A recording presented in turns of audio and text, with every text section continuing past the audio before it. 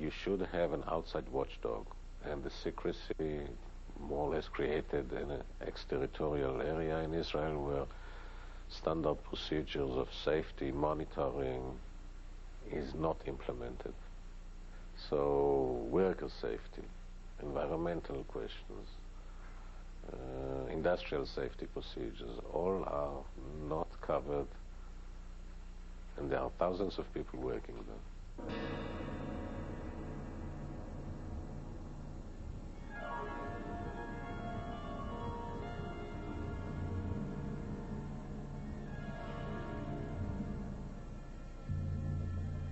But the secrets of this old reactor are beginning to leak.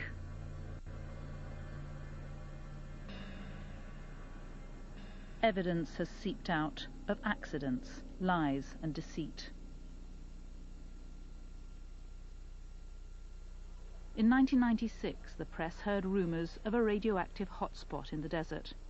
The Environment Minister took them to watch him test the site with a Geiger counter. They weren't allowed to bring their own, one journalist told me.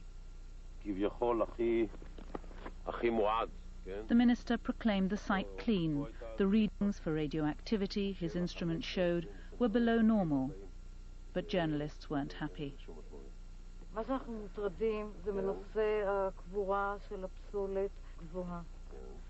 אתה יכול להגיד לנו איפה למשל קבורה פסולת כזו? במקום טוב. באמת, אני לא יכול, אני אומר לך בגילוי, כלומר, אין טעם שתלחצי עליי. זה דבר שהוא מוגדר על ידי מישהו צריך להיות מוגדר, בעל הבית שלי, הוא יפטר אותי.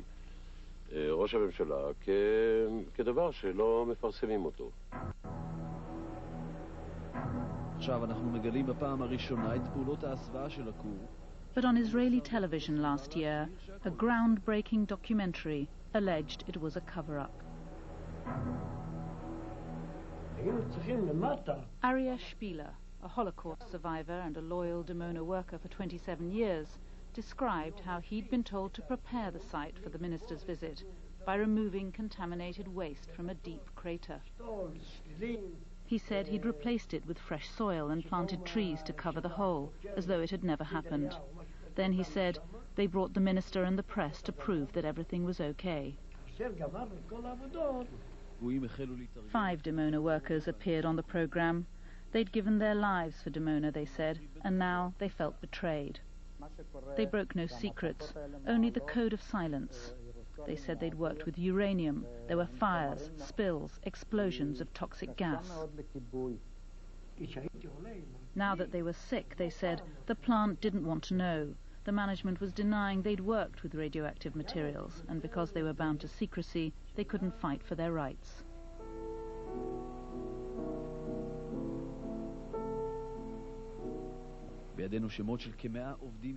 The program listed more than 100 Dimona workers who developed cancer and whose claims were being ignored. A doctor and 2 lawyers backed their story.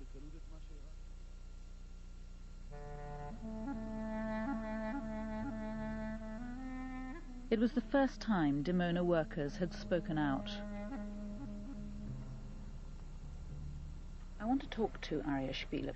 He's suffering from cancer, and in the last few years he's seen a number of his friends and colleagues who worked there with him die of the disease. He's been fighting for compensation for their families, for their widows, and I know he'd really like to talk to us about this. He's told me he wishes he could, but he's also told me he's been warned off. He's been told not to talk.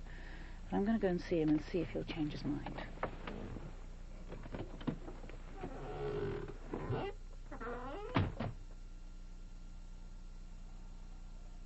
I just wanted to ask you, why you can't... הביטחון סגר אותי מהקריה ועד לקריית כמאל. סגרו אותי לגמרי ואמרו, אין. מילה אחת, אז מה אני אעשה? מה אני אעשה? אמרו לי, יש לך סוף של בנות. נו, מה תגיד על זה? הוא כבר יושב כמה? 15 שנה. רוצה שאני יושב אני נורא רוצה. עשיתי סיבוב על כולם. וכולם אמרו לו. כל החבר'ה שהייתי בטוח שילכו איתי לפחות קבוצה, אף אחד.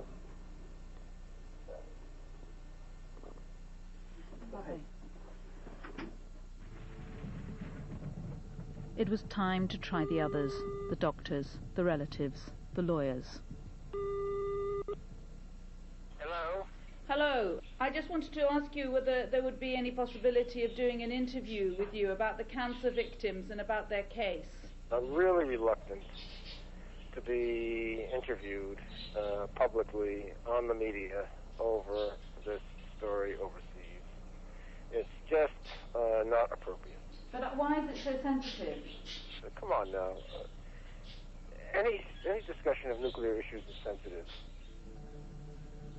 I talked with my family. I don't want to participate on this. I don't think it's the right thing to do. Nobody is prepared to talk about it.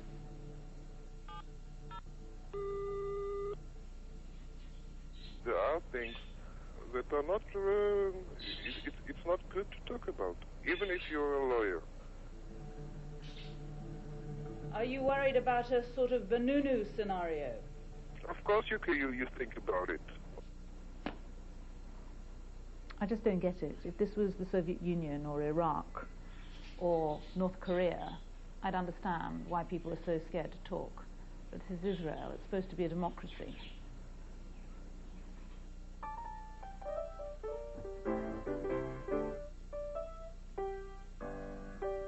In Israel today, an invisible power enforces the code of silence through fear. It comes from one man whose own identity was itself a secret until 2 years ago. Yehiel Horev. Horev is the smartest, most brilliant official figure in the sense of gathering power. He took some kind of very small office and made him the 4th intelligence agency in Israel, with no law, with no real scrutiny and monitoring by the Israeli parliament. And in this sense, he's I think a grave danger to Israeli democracy. For 16 years, Horev has been the faceless guardian of Israel's secrets. His picture has never been published unmasked. Till now.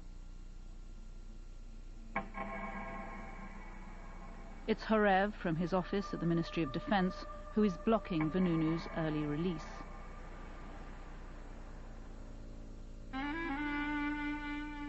But next year, Vanunu's sentence is up, so Horev found a new Vanunu. Brigadier General Yitzhak Yaakov, known to his friends as Yatza.